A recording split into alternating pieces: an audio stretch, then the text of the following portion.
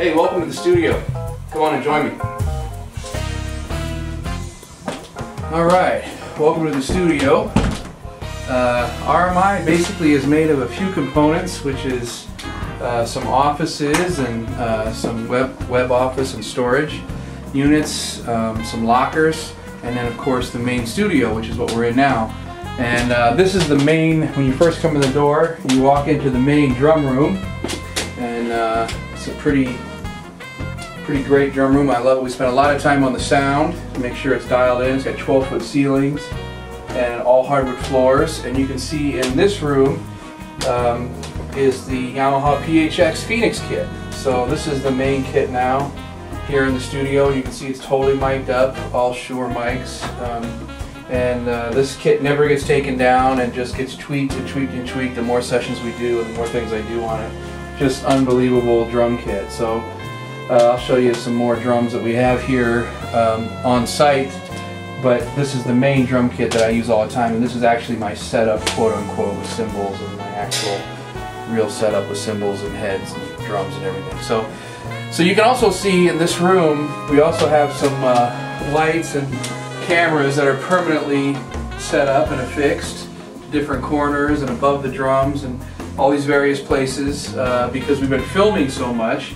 Things like this podcast, and of course capturing all the sessions for Arrival Behind the Glass, and so many other things as well. So come and follow me down the hall here, and you'll see now the end of the hall is there's a mic closet, a storage closet, and there's a kitchenette where we keep all our junk food. Okay, so through this door is the main control room. Follow me.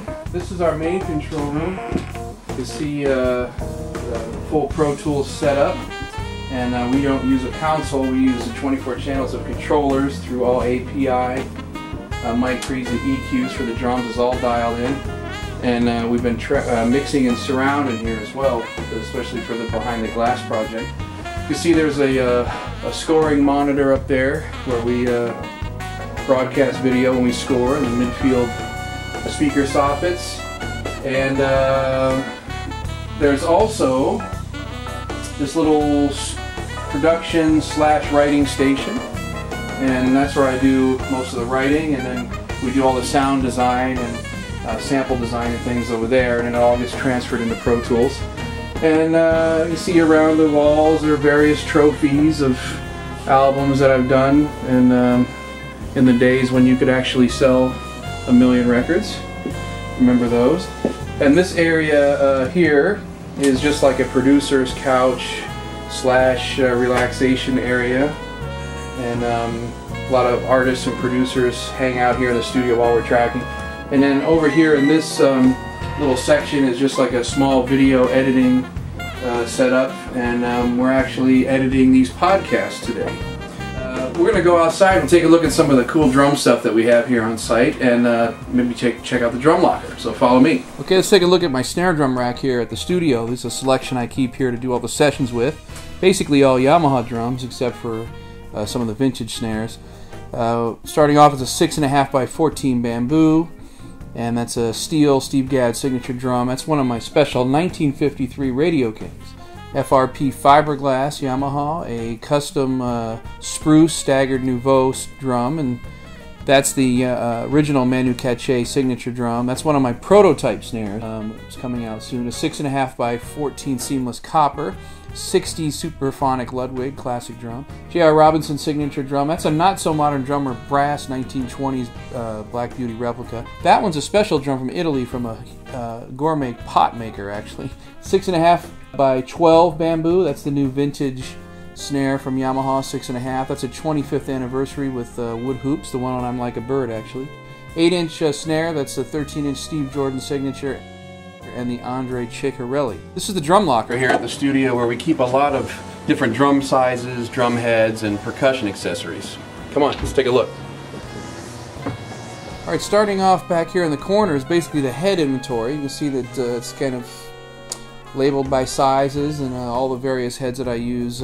Primarily my main head setup, we just keep extras and a couple different ones for varying of sound. And on the shelf beside that is a selection of cymbals, of ride cymbals, crashes, flashes, and hi-hats that I keep here. About 5 different sets of hi-hats, a bunch of different splashes, 14 through 19 crashes, and 3 or 4 different ride cymbals that I use for all this. There's a sheet gong too there. Stuff that I use for all the switching out sounds here at RMI, other than my actual cymbal setup. On the next shelf here we have basically where the extra drums are kept. We have a small bebop kit, a 10-13-16, a Manu Katché signature drum. And these are 53 Gretsch round badge drums, actually, that I keep here for a vintage sound. Some of these other cases are additional Yamaha PHX Phoenix drums, different sizes.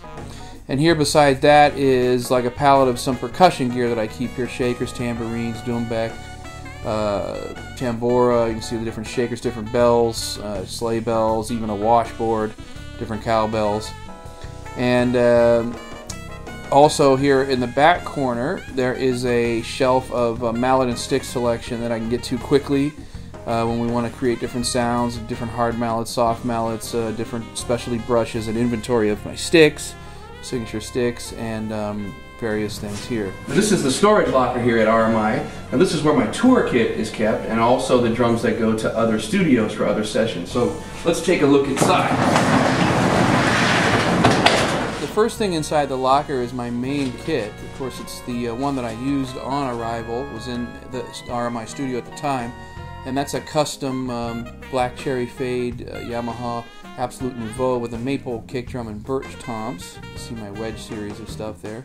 This is in a case that holds the entire kit, including the Dagstad, the satellite bass drum there. And then we'll go through some of these other cases. In this case, it's the main hardware trunk. You'll see we have the hex rack, the new Yamaha hex rack, and you'll see that in arrival behind the glass as well. The oak kit on the soundstage was set up on the hex rack, and I use this on tour and live for all of my dates, and now with the cherry black fade absolute kit that goes out on the road for everything. So this case holds the whole rack, and you can see it doesn't have to come apart that much. I have another set of my cymbal setup here that stays in the road case, and behind the hex rack case here in the storage locker is a palette of session drums, and there's all black cherry fade drums, an 18, 20, 24 kick. This is my in-ear rack, and it's got a crossover and amp and stuff that goes to my in-ear thumper plate. This is a little accessory case, and here is my mic kit. It's all Shure microphones. It's kept in this case, and all their little cases will come out. And also in this case you'll see there's a May blend module, and this is my signature cowbell, the multi-bell from Meinl, is kept in here. And the blend module goes on the Thunder drum, and underneath the mics here is a little case with parts and whatnot that gets kept so we don't get in trouble on a gig. We have pieces parts. And finally, here's my case that I take to rental gigs. Actually has a sub kick in, a Beach Custom Absolute Nouveau snare drum. I hope you enjoyed the tour of RMI Studios. See you on the next podcast.